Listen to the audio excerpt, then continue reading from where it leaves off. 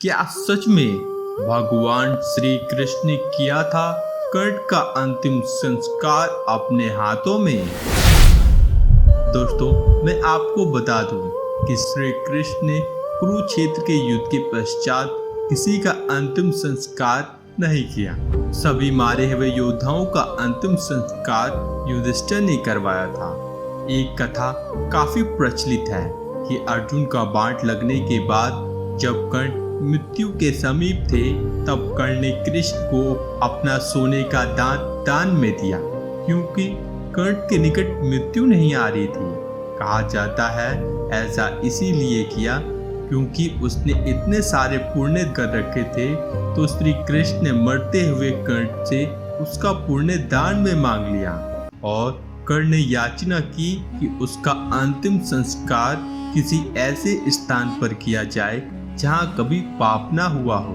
तो क्या सच में श्री कृष्ण ने किया उसका अंतिम संस्कार अपने हाथों में? अब आप इस कथा को देखें। महाभारत ग्रंथ के अनुसार अर्जुन ने अपने अंजलि का बाण से कर्ण का शीश धड़ से अलग कर दिया था। तो अब सिर कटने के पश्चात कर्ण इतने सारे काम करने के लिए जीवित कैसे था? शेष रहित शरीर ने अलग हुए सिर को पकड़कर सोने का दांत कैसे तोड़ा? उसे कैसे दिखा कि कौन सा दांत सोने का है? पुण्य धड़ से चिपके थे या सिर से?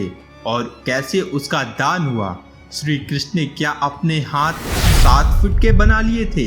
उस समय जो 6 फीट लंबे मनुष्य का उनमें दाह संस्कार हो गया, तो केवल उनके हाथ ही आकार में बड़े थे या उनके अनुपात में उनका शरीर भी बड़ा था?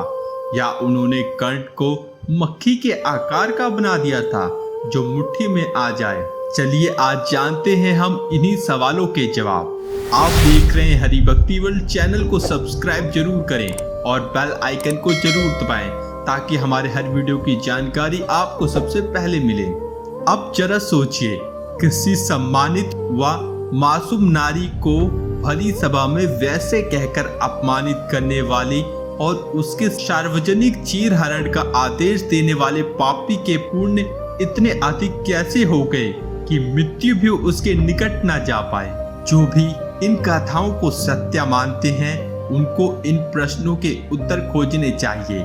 महाभारत की कथा में टीवी पर दिखाए गए सीरियल जैसे चमत्कारी क्षण बहुत कम हैं और ये तभी आते हैं जब कोई प्रयोजन होता है, जैसे अर्जुन का महादेव से मिलना या स्वर्ग जाना, द्रौपदी के सम्मान की रक्षा, गीता का ज्ञान देते समय कृष्ण का अर्जुन को विराट रूप दिखना इत्यादि। जिसको श्री कृष्ण ने स्वयं ही 4 दुष्टों में से एक कहा हो, उसके लिए अपने हाथों का चिता बना लेना किसी भी तरह से समझ नहीं आता। सबसे बड़ी बात तो यह है कि सिर धड़ से अलग होने के बाद यदि इतने सारे काम हो जाते हैं तो मृत्यु का अर्थ ही क्या है? अब भगवान के नाम पर हर बेतुकी बात जबरन ठूसना कहाँ की समझदारी है? कल को कोई कहेगा कि कृष्ण ने दुर्योधन को चुपके से गीता का ज्ञान पहले ही दे दिया था। परसों कोई बोलेगा कि कृष्ण ने दुशासन को सपने में भविष्य दिखा दिया था। फिर कोई कहेगा कृष्ण ने बाद में सबको बताया था कि नेक तो कौरव थे, पाप तो पांडवों ने किए थे। कोई यह भी कह सकता है कि श्री कृष्ण सूत पुत्र कर्ण के सारथी बनना चाहते थे। क्या मूर्खता है ये सब? कर्ण के विषय में कहे गए कृष्ण के ये शब्द आरण्यक पर्व में उन्होंने स्पष्ट रूप से कर्ण को दुर्योधन, शकुनी व दुशासन के साथ 4 दुरात्माओं में से एक कहा है, जिनका वध करना सनातन धर्म है। ऐसे मनुष्य से क्या कृष्ण दान मांगते? और जिसे भगवान ही दुरात्मा बता रहे हैं, उसके पास इतने पुण्य कहां से आते कि मृत्यु भी उसके पास न जा पाए? और क्यों कृष्ण किसी दुरात्मा का अंतिम संस्कार अपने हाथों में करते? कर्ण पर्व में इस बात का प्रमाण है कि अर्जुन का बाण लगते ही कर्ण का शीश कट गया और उसके प्राण पखेरु उड़ गए। अब बात करते हैं श्री कृष्ण की कर्ण वध पर क्या प्रतिक्रिया रही। जैसा कि आप देख सकते हैं, कर्ण पर्व में जैसा कि स्पष्ट लिखा है, कर्ण के वध के पश्चात कृष्ण प्रसन्न थे। ना उन्होंने उससे कोई दान लिया और ना उसका अंतिम संस्कार किया। इसके विपरीत वे ये शुभ समाचार शीघ्र युधिष्ठिर को सुनाने युद्ध भूमि से उनके शिविर में गए, जहां उन्होंने पुनः कर्ण को नराधम कहा, यानी नीच व्यक्ति। जहां तक अंतिम संस्कार का प्रश्न है, तो सभी मृत योद्धाओं के शवों का अंतिम संस्कार युद्ध की समाप्ति के पश्चात युधिष्ठिर के आदेश से सैनिकों ने किया था। कर्ण का शव भी इनमें सम्मिलित था। इतने समय में आरंभ में मारे गए योद्धाओं के शव शत विशत हो गए थे। किसी को जानवर नोचकर खाने लगे व कोई सड़ने लगा था।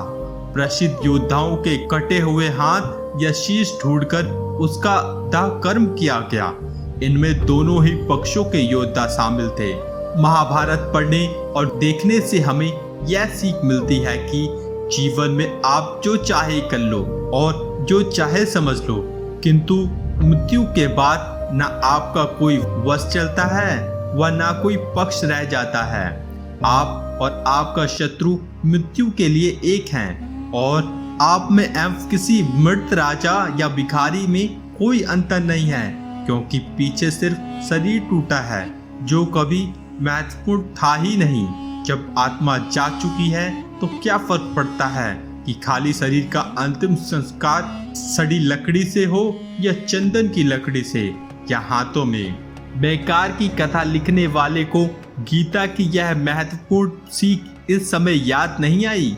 सत्य तो यह है कि महाभारत के ऊपर कोई भी कहानी बनाकर उस पर कृष्ण का नाम चिपकाकर लोग उसे आगे बढ़ा देते हैं।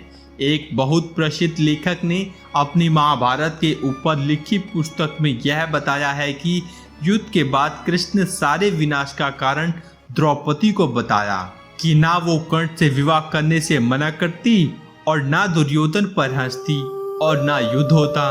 अर्थात दुर्योधन का भीम को मारने की अनगिनत कोशिशें, लाक्षागृह, राज्य का बंटवारा, धृतराष्ट्र का लालच और दुर्योधन की ईर्ष्या, यह सब कोई मायने नहीं रखता।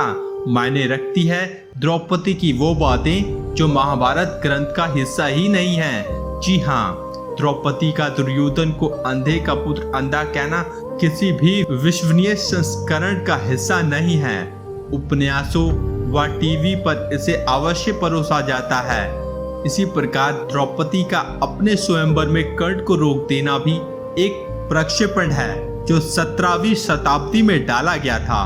मित्रों, आज के लिए बस इतना ही। जानने से पहले लाइक बटन जरूर दबाएं और अगर वीडियो अच्छा लगा है तो शेयर कीजिए। आपसे फिर मिलते हैं एक नए रोचक वीडियो के साथ। तब तक के लिए आप सबको हमारी शुभकामना।